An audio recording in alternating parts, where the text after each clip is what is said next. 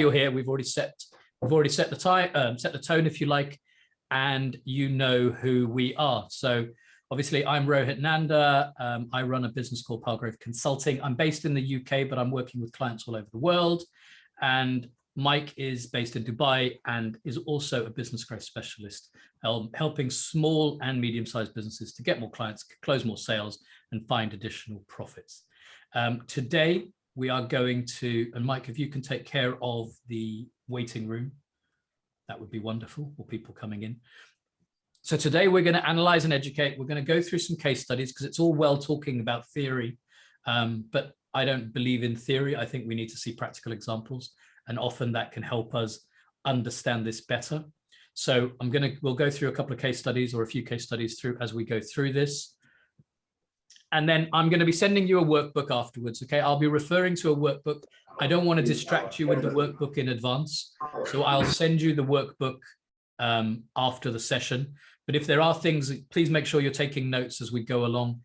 Because we've got quite a lot to go through, I will be going through at a pace. However, having said that, if there is anything that you have a question about or are not clear about or anything like that, please do stop me, interrupt me, put something in the chat, and Mike will stop me so that we just kind of get through the material, but also help you move forward. So this is who I am for those who don't know me. So I've worked in all sorts of industries, from manufacturing to e-commerce to banking to fintech to consulting, and I co-own a food business with my wife. I've worked all over the world, India, Saudi Arabia, Latvia, etc. And the interesting thing for me is I've worked in all shapes and sizes of businesses, from multinationals through to SMEs, through to startups and family businesses. I've already talked about what I do today, and I've written a couple of books. So that's just to give you some understanding as to where I'm coming from. If you're interested in the books, please let me know by message or afterwards, and I'll send those through to you. They're all ebooks, so happy to do that. Okay, so let's talk about business overwhelm. Okay, so first of all, we need to acknowledge that business overwhelm exists, okay? And there's no point pretending it doesn't. It's real, and it affects most of us at some time, all right? Feeling overwhelmed is actually the #1 symptom people grapple with when they're stressed, okay? Now, we all know stress, and what triggers our stress depends very much on each of us and what we're going through at the time, okay? Our body is designed to handle short bursts of stress, but it's not meant to cope with it over a long period of time, which is why it's so important that we look at overwhelm and we actually acknowledge the fact that it's there and then take action to stop us dealing with this. Because if we continue to feel overwhelmed, we eventually get to a point where we're paralyzed. We can't do anything. Now, forgetting about your business for a second, as a human being, the idea that you're paralyzed is not a great place to be, okay? We also know that by getting stressed, it causes us to have delayed thinking, it causes us to not make decisions, and it also causes us to make incorrect decisions because we're under stress. So it's really, really important that we sort this out, and we kind of acknowledge it's there, like I said, but then say, what can we do about it? And that's the great thing. Right? There are simple actions that can make a big difference here. And just by changing your perspective and looking at positives, that can increase your cognitive flexibility. I don't want to go into the neuroscience behind this because that's not my role. And I don't think you need to know that for this. But the point is, we get stressed, it leads to overwhelm. We need to manage our overwhelm, and we need to then move ourselves forward. Okay? Right. So we're all here today, joining us from all over the world, and oh, my presentation is jumping ahead of me. This could be you. This could be you at any time of the day. This could be you at any time in the week.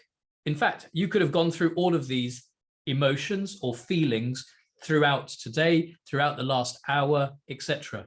Now, for those of you who've just joined the call, for example, I think that bottom one with the man with his hand on his head was me this morning, although I've got a little bit more hair, when I discovered that I had COVID. Now, you know, that doesn't stop me from getting on with what I need to do, but it did make me have to adjust. And that's what happens when we're running businesses, right? We get presented with some new challenge, okay? And we have to learn to deal with it. whether you're juggling multiple activities to keep your business on the straight and narrow, you're managing or juggling family commitments versus business commitments, whatever it is, it's a game, okay? And we have to learn to control it, all right? And we ultimately want to be probably more towards the people on the right-hand side of this picture, okay? Calm, relaxed, and in control. Now, hopefully, you guys are on that side of the spectrum today. But if you're not, we're going to go through some stuff today which will help you move, hopefully, in that direction. Okay? Right. So how do we deal with overwhelm? All right. Well, the first thing to do is to take a step back. And I know this sounds easier said than done, but it's really important to take that step back and think clearly about where you're going. Okay? Create a map of the future. And by that, I don't mean overwhelm yourself with every single item that you need to go and accomplish. Okay? Pick 3 to 5 things, probably 3 to 5 things that are your goals. And then please make sure that you prioritize time to accomplish them. You will be surprised at the number of people who I have spoken to and I work with who come up with the goals and say, this is my #1 challenge in my business today. And then I say, okay, well, how much time do you spend to work on that? And they don't. And that's what leads to overwhelm. And that's what leads to stress. Okay. So we need to have time to then focus on each of those activities. And we'll go into that in a bit more detail now. Okay. So that's the first thing, goals and priorities. Simple stuff. I want this to be something that you can literally take away from today and go away and implement. Okay. I want you to become creative. Okay. Because when you're creative, you significantly reduce your stress level. And now I'm not saying that you all have to be artists, you have to be, amazing designers or whatever creativity looks like to you, go away and spend 45 minutes doing something of creativity. All right. Because that will help you take that step back and it will switch things up.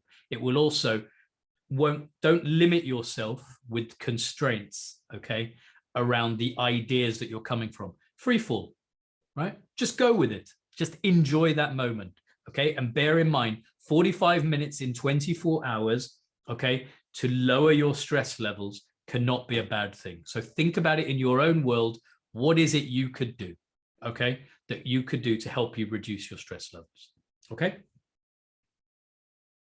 The next point is getting help from others. And this is another key point. If we try to suffer in silence, and there is that expression, suffer in silence, it doesn't help you and it doesn't help you move forward. Okay. So find somebody to confide in. The fact that you are sitting here attending today's session suggests that you're open to advice, you're open to input, which is brilliant because a lot of people are not, they're not that way inclined. Okay. So find someone to confide in, okay? As Mike and I have spoken about, we work with business owners and we act as that confidant so they can ask us questions, so they can bounce ideas around us, around with us, etc. Okay? It also helps you with your new ideas and thinking. It gives you that validation, okay? And the final thing to think about, which is maybe slightly strange, is offer others help. Because actually by offering people help, you actually reduce your own stress levels. It's crazy, but giving help to others actually helps you lower your stress levels. So please think about that. Who else could you help? Who else is out there that might need help? Okay. And then give that and see what happens to your stress levels. Okay. The next section is around the problem. Okay. Now, there's an expression which is, how do you eat an elephant? And for those of you, I don't eat elephants, but if you were to eat the elephant, you eat them one bite at a time, okay? And the reason we feel overwhelmed is because we're sitting there looking at this elephant going, how on earth do I get through that problem, through that challenge, through that initiative, okay? As a former project manager, as Mike will know, I break down tasks to the nth degree, and you keep breaking it down and breaking it down until it's the smallest thing that you can actually achieve. Okay. It may sound like this is very simple, but you'd be surprised and astonished by the number of people who don't do this. Okay. The ambition is to launch something in 3 months' time. Okay, great. Well, what are the steps that will take you on that journey to launch something in 3 months' time? And if we then break that down and we start taking action, okay, then we start to feel that we're in control. Okay. Some of you may have lists, right? I know Dira's on the call. I had a call with her yesterday. She's a list maker like I am. Just the ticking off of an item on the list helps reduce stress. Okay, so think about those kind of things. And also it doesn't have to be something that is work related. Okay, we talk about a well done list. What did you do well today?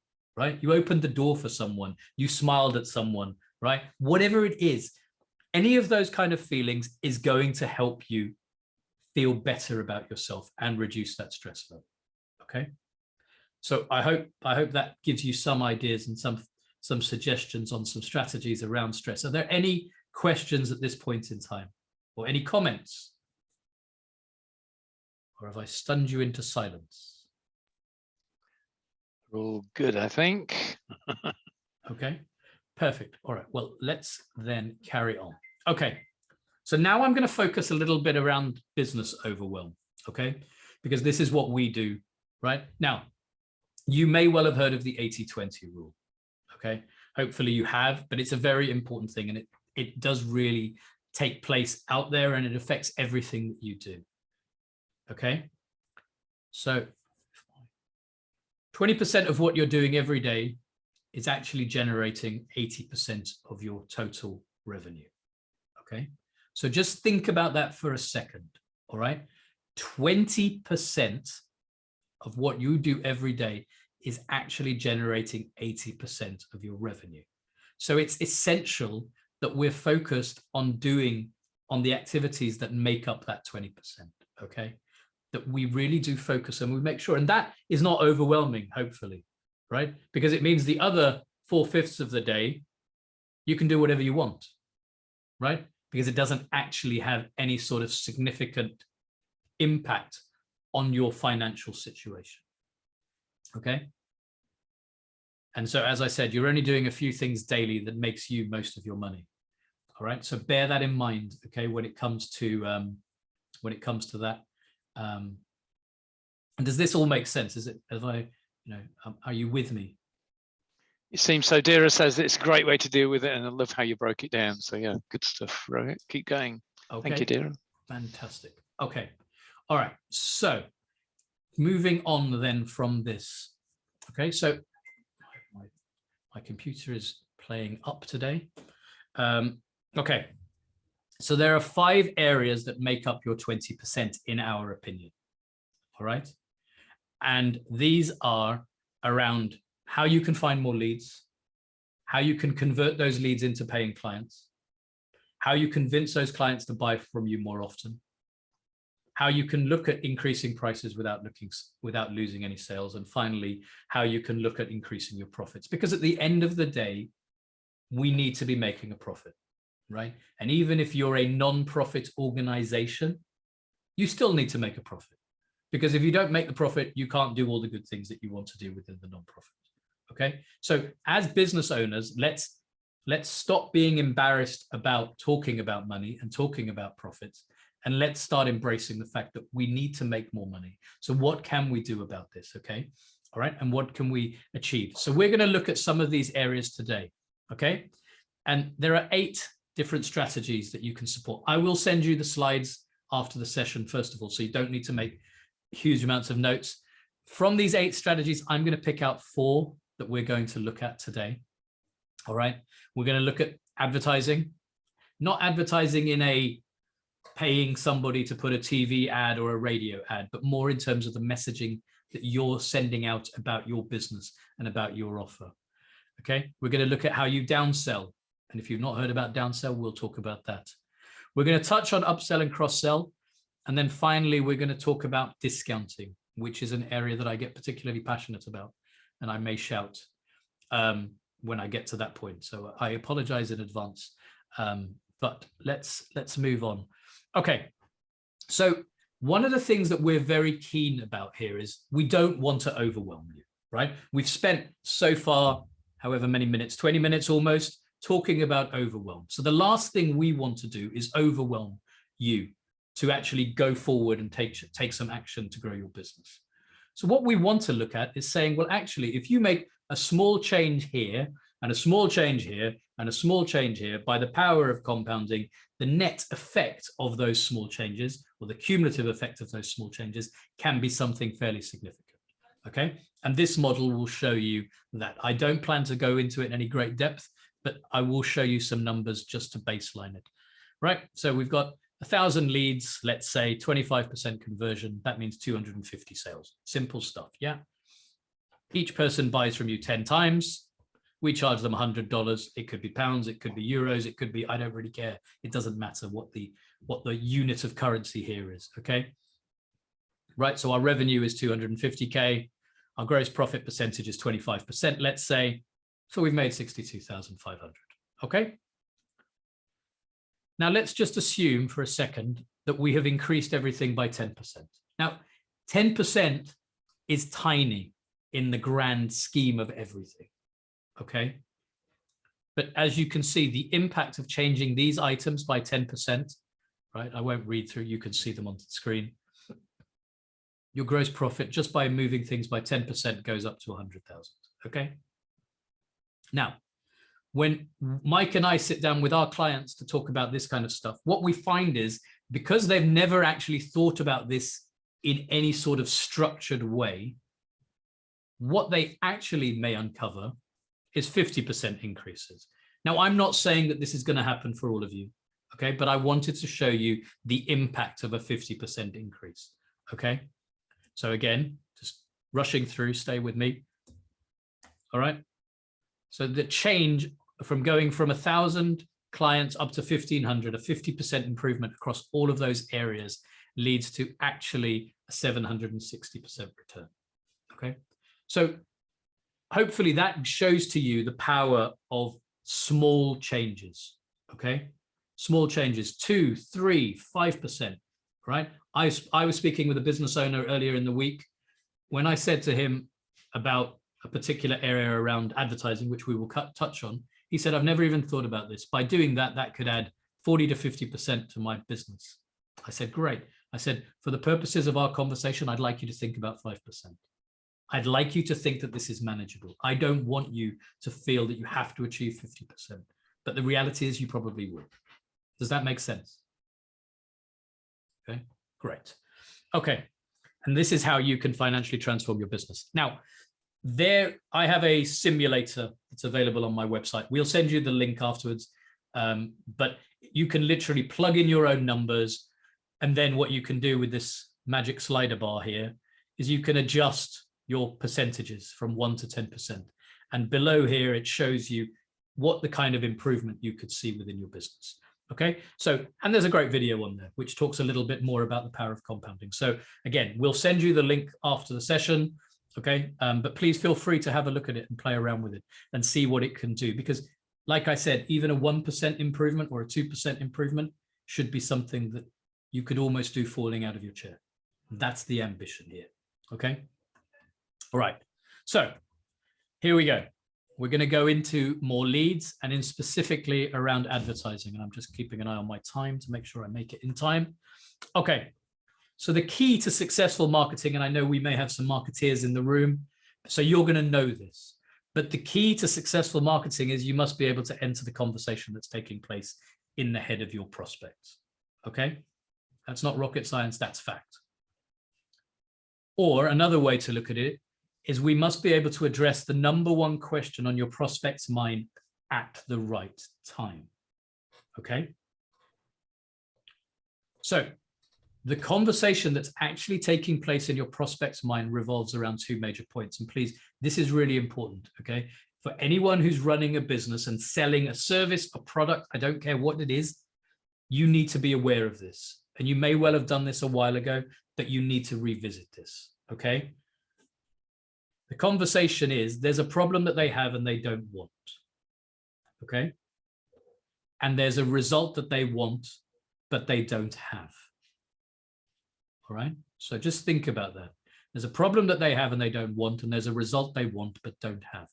Our job is to show them, to talk to them about that problem. Okay. And then showcase the solution or the result that they need or want that they don't have, so that they can actually move that journey. And I'm going to talk about that in a bit more detail. Right. What we use is we use something called the conversion equation, because we like to keep things particularly simple. And as we've talked about with Overwhelm, I don't want you to go away from this presentation going, oh man, he's given me so much to think about. How on earth am I supposed to move forward, right? So the conversion equation has 4 main elements, all right? Interrupt, engage, educate, and offer, okay? Now, this is what you will be saying when you're having a conversation with somebody, when you're presenting a advertisement, a printed advertisement, when you're doing a radio interview, whatever it is, you need to be talking around these 4 areas, okay? The interrupt is actually your headline, and I'm going to show you some examples. So it may sound theoretical at the moment, but I will be showing you some examples. The engage is your subheadline, okay? In this day and age, we are bombarded by information, okay? You know, and I know that if you're on any social media platform, Twitter, Instagram, Facebook, LinkedIn, continual flow of information. So we need to somehow stop that flow, okay? We need to stop the scroll, all right? And that's what we do by interrupting. But then there's got to be a reason why somebody is interrupting, and that's our engage, okay? The educate is the area about how you can present to your prospects that your service or your product is superior in every way to your competition, okay? Let's find out what it is that makes you different from everybody else that's out there. Because if we don't, you're going to end up being compared with on price, right? And people don't shop on price, they shop on value, okay? And finally, the offer must be so compelling and so irresistible, your prospects can't turn you down, okay? All right, so that's our conversion equation. Right, you will know, I'm sure, that less than 1% of people who you are talking to in a client engagement through your posts, whatever it is, are ready to purchase right now. That's a fact, right? Less than 1% are ready to buy from you today, okay? The others are on the left-hand side of this slide, right? They're future buyers. They need to understand the benefits of ownership. They need to then, why shouldn't I buy? They need to understand the objections around that before we move them along to the right. And the way we do that is we do that through providing them with information, okay? How many businesses do you know, right, that literally when they see someone who's a prospect, and it will be happening to you, I'm sure, someone launches immediately into a sales pitch to you, right? And you sit there going, whoa, where did that come from, right? I'm not ready to I don't even know who you are, right? Why are you talking to me like this, right? Because I'm not even understanding anything, right? So I need to be informed, and people forget that, right? And a lot of businesses out there, you talk to them about how do you nurture and how do you look after your prospects? And they say, well, we contacted them once, they didn't come back to us, so we moved on. Well, that's the wrong thing, isn't it? Right? If we know that we need to inform and educate, we need to take them on the journey with us. All right? So this is a website, okay? It's from the US, but it doesn't actually matter. If you look at this website, it's fairly conventional, I guess, right? Most websites look something like this. In fact, think about your own websites, okay? And look at the question that I'm asking. What's the offer on this website? Okay, there you go. That's the offer on the website. All right, call me, get your consultation. There are some phone numbers, and you can contact Gary to ask a question or request an appointment. Okay, that's brilliant. If I was ready to purchase from Gary and I knew what Gary was offering was exactly what I needed. But the reality is, like I've just said, 99% of people will come to this page and go, wow, okay, what am I supposed to be reading here? I have no idea, right? You're not taking me on this journey. You're not educating me. And guess what? They'll move on, a bit like what I've just about to do. And it doesn't happen only in financial planning, right? This is a chiropractor, okay? Again, what's the offer? Guess what? That's the offer. Great.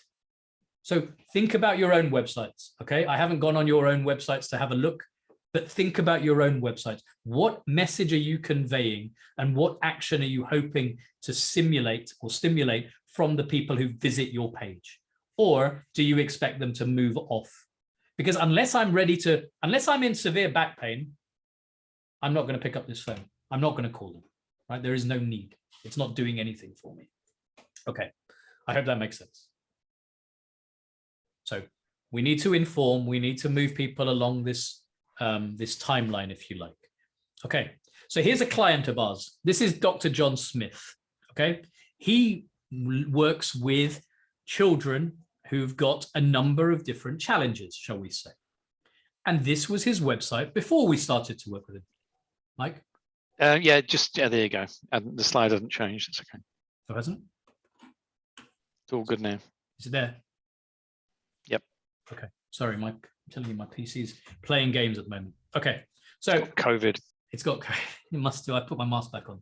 Right. So look at this website. This was the website before John started to work with us. And as you can see, it's fairly conventional, right? A laundry list of what I can do. Call me. Here's a video, etc. What's the offer, right? What is the offer here? Okay. Yeah. And to be honest, if we're thinking about that conversion equation that we already spoke about, he specializes in all these things, which I'm sure he does. But the people who are going to be reading this are going to have a different problem, right? So he's trying to be all things to all people, right? If I've got someone who's suffering from bullying, you need to be talking to me about bullying, okay? If I've got someone who's a teenager who's rebelling, I need you to talk to me in that language. You need to be talking to me about that pain point, okay? So what we did was we worked with him and we changed his website around. All right, I'll go back. That's what it was before, okay? And this is what we came to.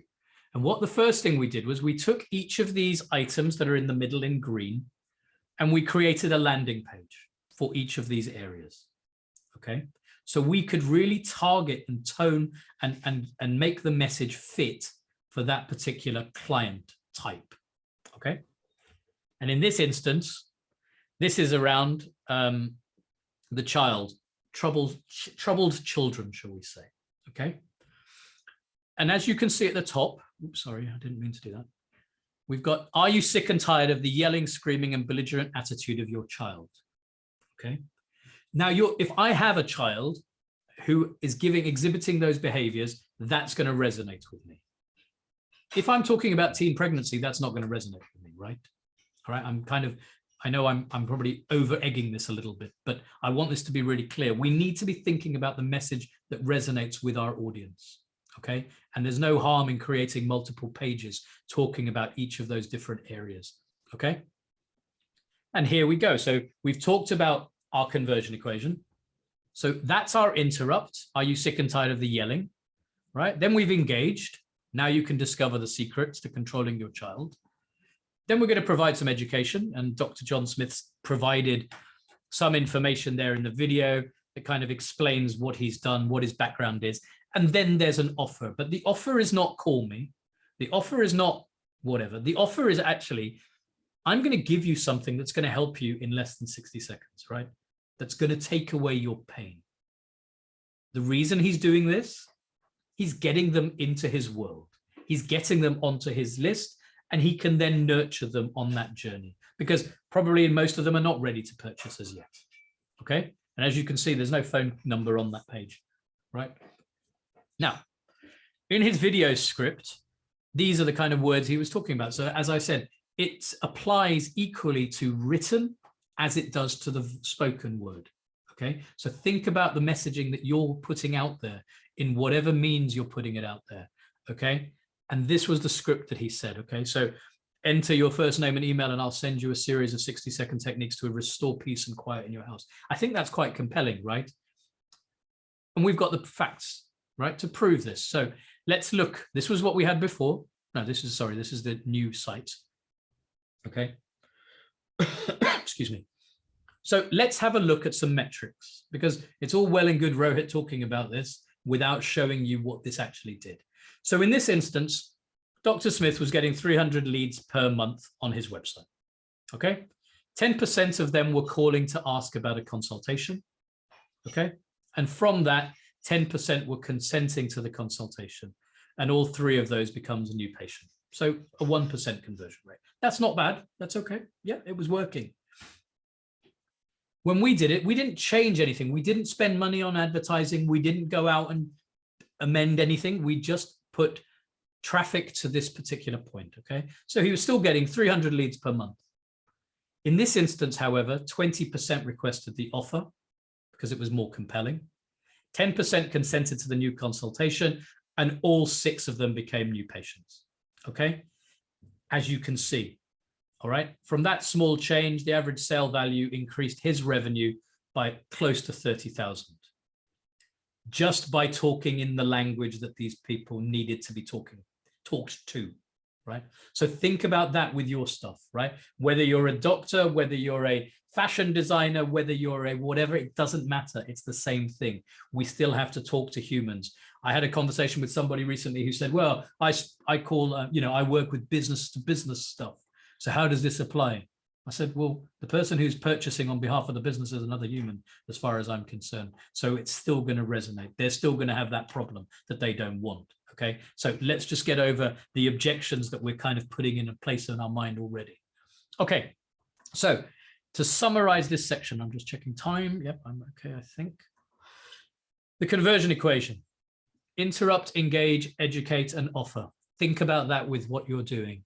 Okay. And think about that if you were to apply this in your particular businesses, what kind of percentage impact would it have on your revenue? And this is the point at which it gets really interesting, because when I've spoken to business owners about this, they go, we've never even thought about this, right? We've literally copied what everybody else out there does, all right? Now, there's nothing wrong with copying what everybody else there does, because everybody else does that. But however, if you really want to make a change in your own business, think about the conversion equation, okay? Any questions around the conversion equation or what I've covered so far before I move on? I will take silence as I've overwhelmed you all and you've all gone to sleep. Okay, right. So let's move on. So we've talked about leads, right? Now let's talk about conversions, okay? It's all well and good to get the leads, but now we need to convert them into a client, okay? And how do they become clients? All right. And we're going to talk at this point in time around downselling. Okay. Now, downselling, I'm fairly confident that all of you have experienced downselling at some point. You may not have known that it was being called downselling, but you will have experienced downselling. So let's go through that fairly quickly. Okay. So downselling is where somebody declines your product or service offering so that you offer them an alternative at a lower price. Okay. With me so far? We're offering them an alternative at a lower price. We're not discounting our existing offer, okay? Because as I said, I'll get angry about discounting shortly. But this is around offering them an alternative. And it could be a smaller quantity package of your product or services so that you give them a taster, okay? A lower quality item if you have one, okay? Maybe they don't need the Rolls Royce when perhaps the Maserati will do, right? A stripped down version of your current offering that contains fewer bells and whistles. Okay, and it depends very much on your own product and your service as to whether these will resonate with you. But think about it. Think about if someone is in my world, that means that they're thinking about purchasing. Now I need to make them purchase something. So what can I do that manages that? Okay. And could you offer a first-time buyer special purchase opportunity, for example? Okay. So as I said, the goal is to turn the prospect into a client. So not only do you experience a short-term financial benefit, but you gain the opportunity to do business with them again in the future. However, the downsell should not just be a cheaper version of the original offer, going back to my discounting piece, okay? Please, please, please, please, please, please, please don't discount, okay? And I'll get on to discounting again.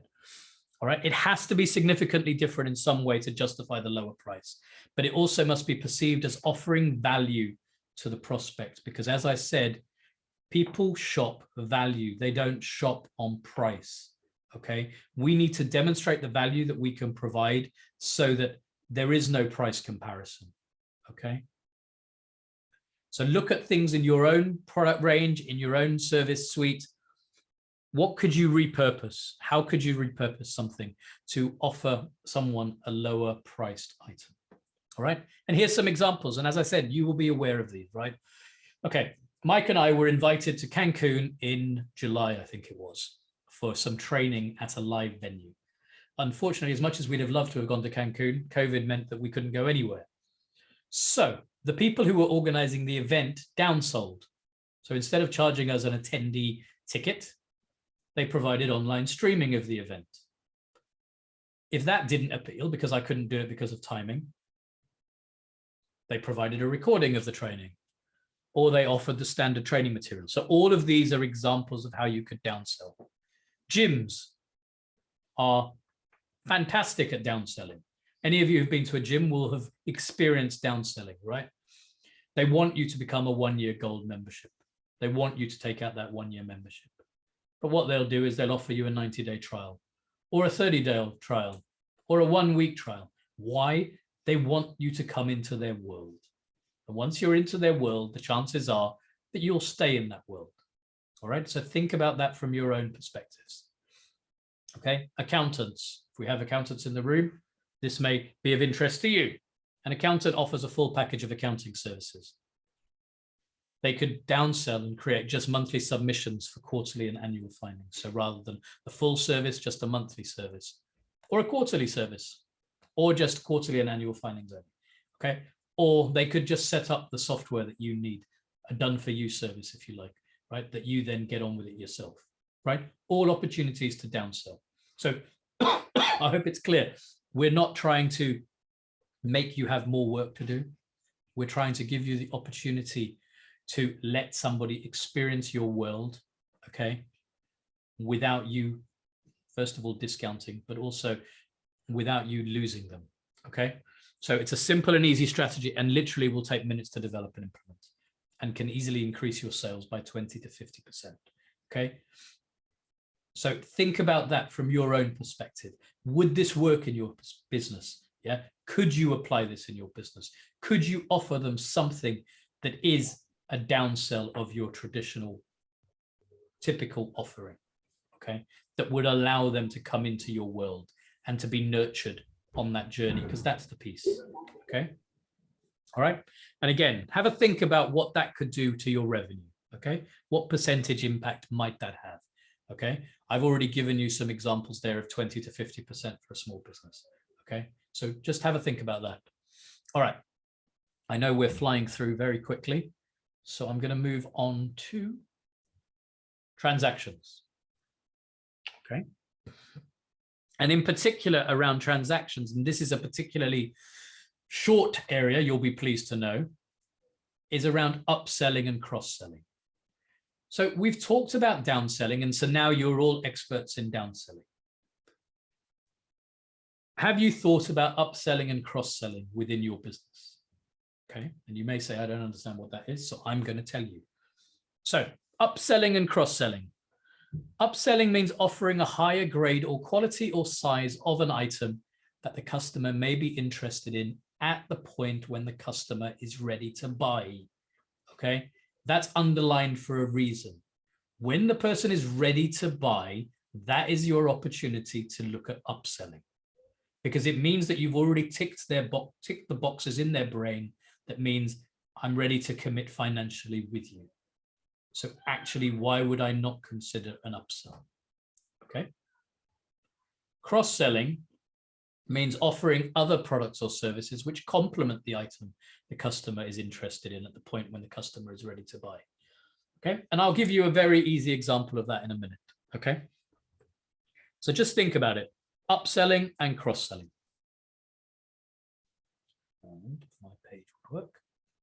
The interesting fact here is that 34% of prospects will buy an additional product or service at the time of their original purchase if they are asked to do so. So think about it in your own world. Are you giving them an opportunity to buy something as an upsell or a cross-sell? Okay, because if not, you're missing out on potentially a third, okay, of your prospects purchasing something from you. All right, so it's an important area to consider. Okay, and here's an example. You will have all heard of McDonald's. You may never have eaten there. That's fine. For the purposes of this example, it doesn't matter. But this strategy has made McDonald's billions, okay? When you go into a McDonald's and they ask you if you'd like it supersized, there's your upsell, okay? And if you'd like an apple pie with your Big Mac, that's a cross-sell, okay? We have deliberately picked out very simple things here.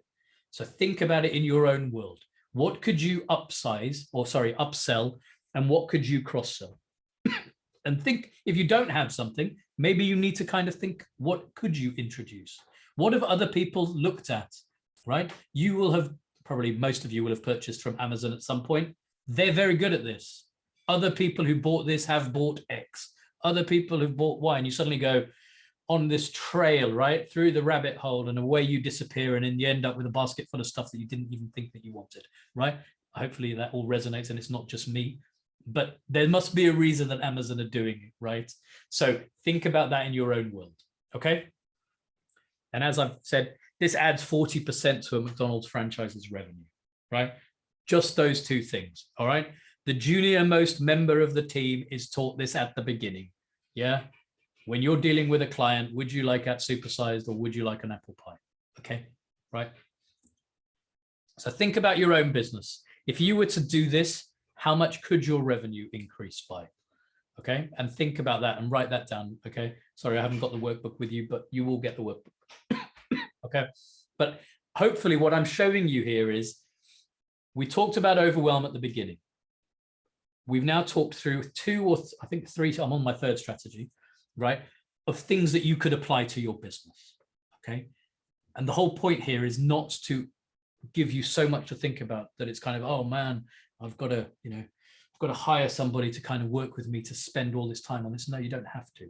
You know your business. You could look at things within your business and say, okay, what can I apply to? Right. I'm going on to my favorite area. Okay. And Mike knows how much I love this area. Okay. So this is around higher prices. Okay. Before I say anything more, you guys need to make sure that you're increasing your prices. Okay. If you've never increased your prices, please go away and increase your prices, okay? Or at least think about it. Don't go and do it. I don't want to get in trouble, right? But think about it, because everybody else increases their prices, right? If you're living in the UK at the moment, everything is going up, right? And I'm pretty sure it's happening everywhere, right? So why shouldn't your product or service also go up, okay? And it's weird because when you speak to a business owner about it, they become all funny about it. And, ooh, I don't want to. What happens if I lose clients? Well, what happens if you lose clients? Yeah, but the people who you're going to lose probably are the ones who are the most painful that you've got as clients. And actually, they're shopping on price. They're not shopping on value. Anyhow, let's go, because we're supposed to be talking about discounting.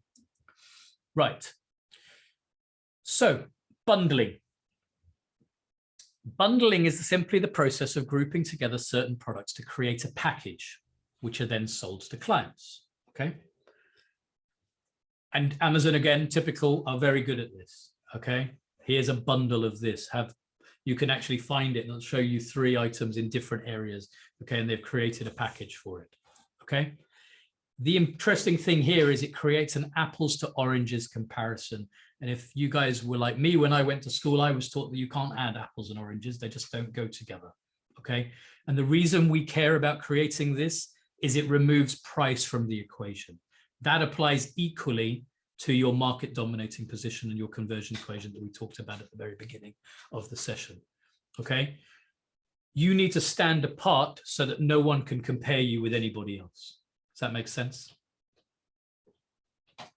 And as I've said multiple times today, customers shop value, not price. However, small businesses out there are terrible at conveying their value proposition. So think about it in your own businesses. How are you doing, okay, with your value proposition, okay? Because otherwise you'll end up just competing on price, all right? Which at the end of the day is a race to the bottom, okay?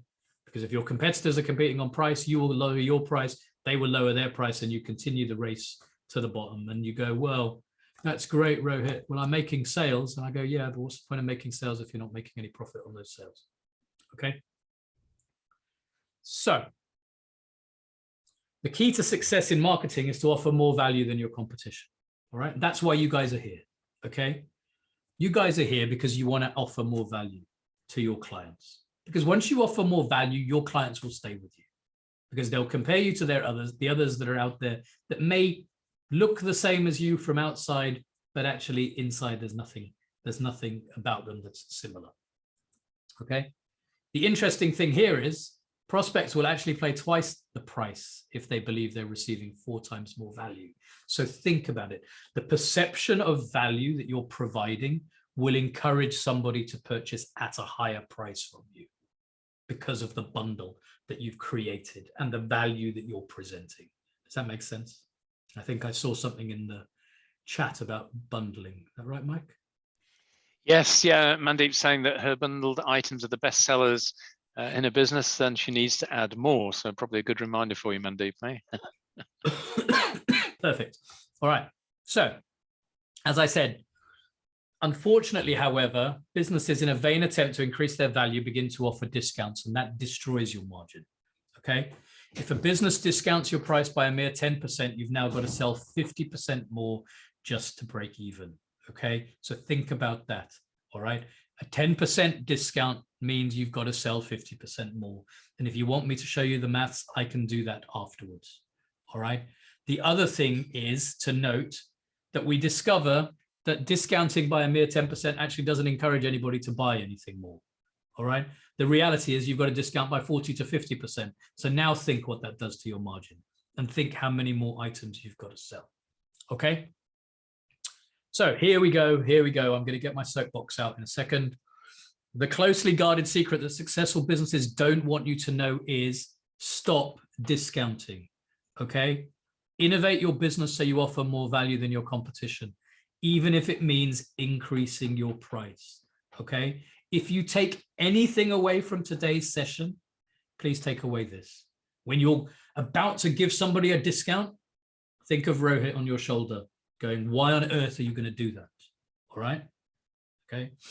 Rohit without COVID, by the way. Yeah. So, all right. When you discount your price, you lose the full value of every dollar you discount. And similarly, if you increase your price, you make the full value of every dollar you increase your price with. Okay. That's why it's so important. All right. So bundling increased the perceived value, so prospects buy more. Okay. There you go. Stop. All right. Okay. I'm having a pause for dramatic effect while you think about that. Mike, am I all right? Bit of a drum roll going on here. Yeah, yeah. So what you trying to say, Rohit? Yeah, I don't know. What's Mandeep asking? Oh, got a question actually for you there, Mandeep. Good question. How about partnership discounts? So giving discounts to your partners, preferential rate, or we call them in the UK, I remember, mate rates. Mate rates. What is the partnership bringing to you? Okay. So I was thinking more, maybe partnership's not the right word. I was thinking more like, so say if someone else is running an initiative, a bit like, like student discounts used to work. Well, if you buy into our initiative, you can get 10% off at this store. It's just because it's something I'm thinking of doing in the next few days. So yeah, is that the same kind of thing, or would you say that adds more value? Well, so the reason that you typically would associate yourself with another entity is to access their group, their audience, if you like. So what you're trying to do, I think, is say, well, actually, if you undervalue your own service, then, or by discounting it, you're basically telling that new audience, right, that you qualify because you're from a different audience to my traditional audience, right? Which probably doesn't sound right, just saying that, Okay. Yeah. So it may be that you think about what you offer to those people will be different. So it can't be an apples to apples comparison, right? Between what you would traditionally find on your website and what they could buy directly through the partner or through the affiliate. Okay. So they remember about the downsell. So think about, how can I get you into my world, right? So I'm not offering my premium flagship at a significant discount, right? Think about, okay, if my price is 100 and on my website I charge it at 100, well, it should be 100 through your partner, right? There may be some other element, because it's the perception that the end consumer has, in my opinion. I don't know, Mike, anyone else? Yeah, sorry, yeah, I mean, just quickly, I'd add more value into the partnership and say, well, you get this and you get this and you get this, because you're a preferred partner.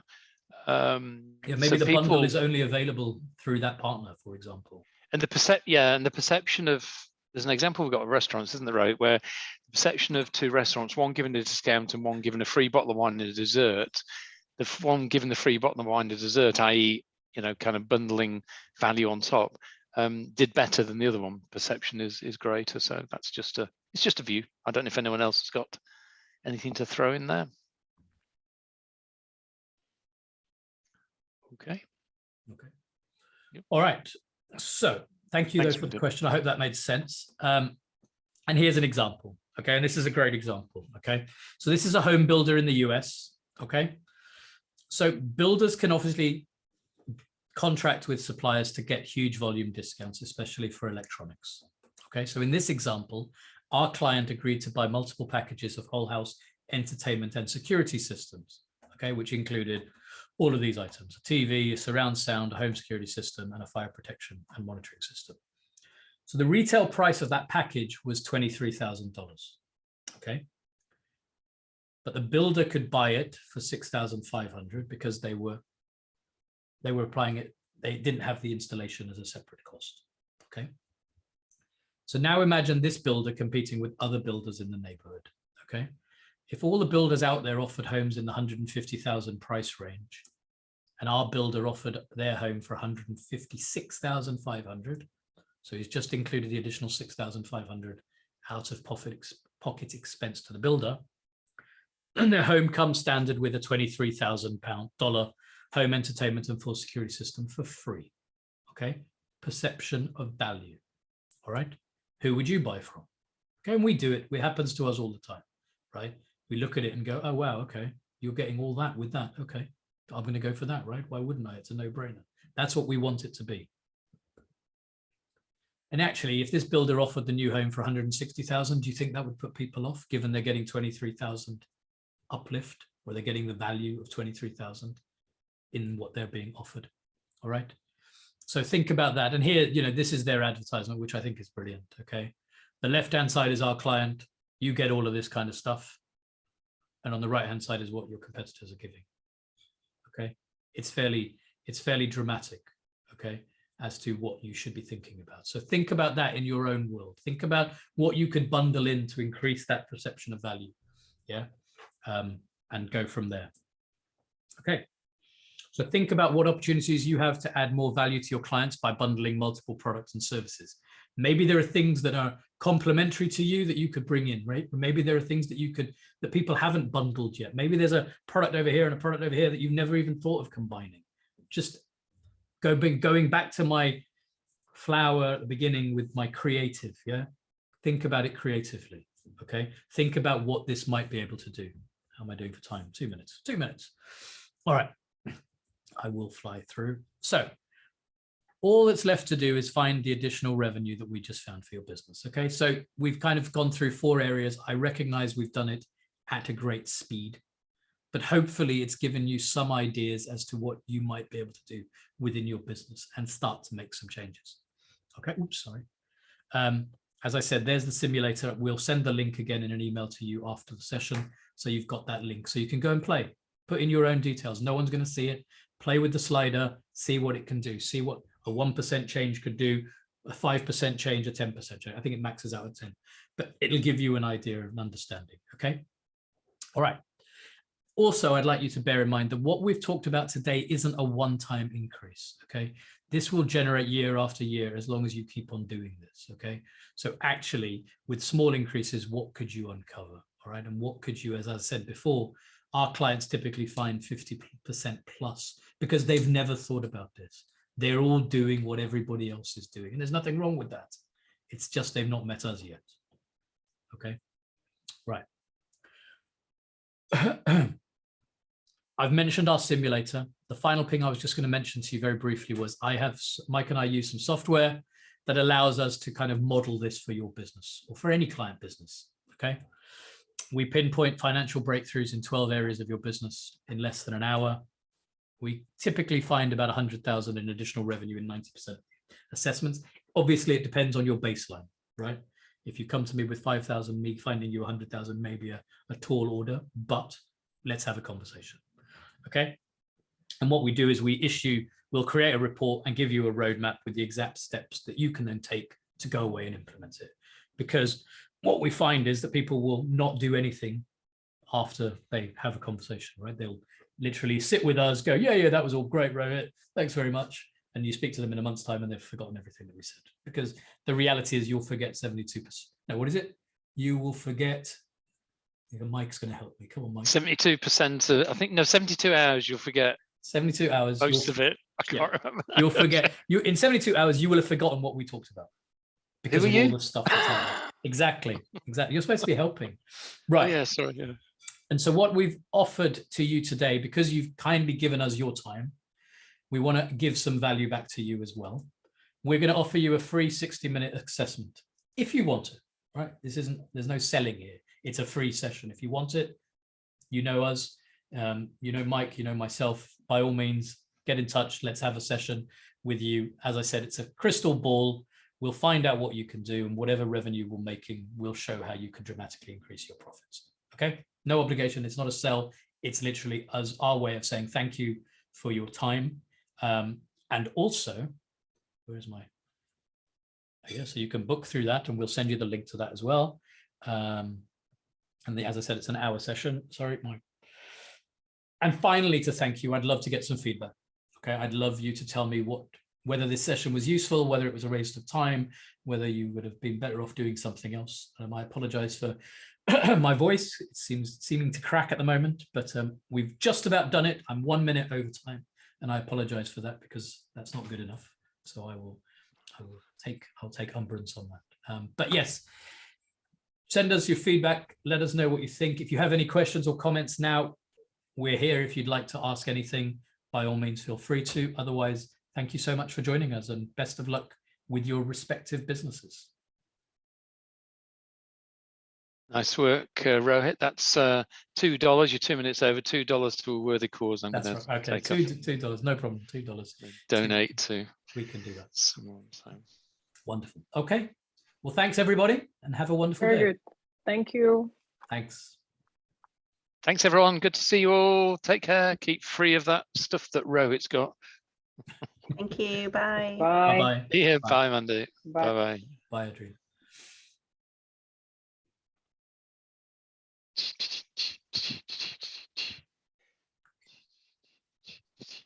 Recording.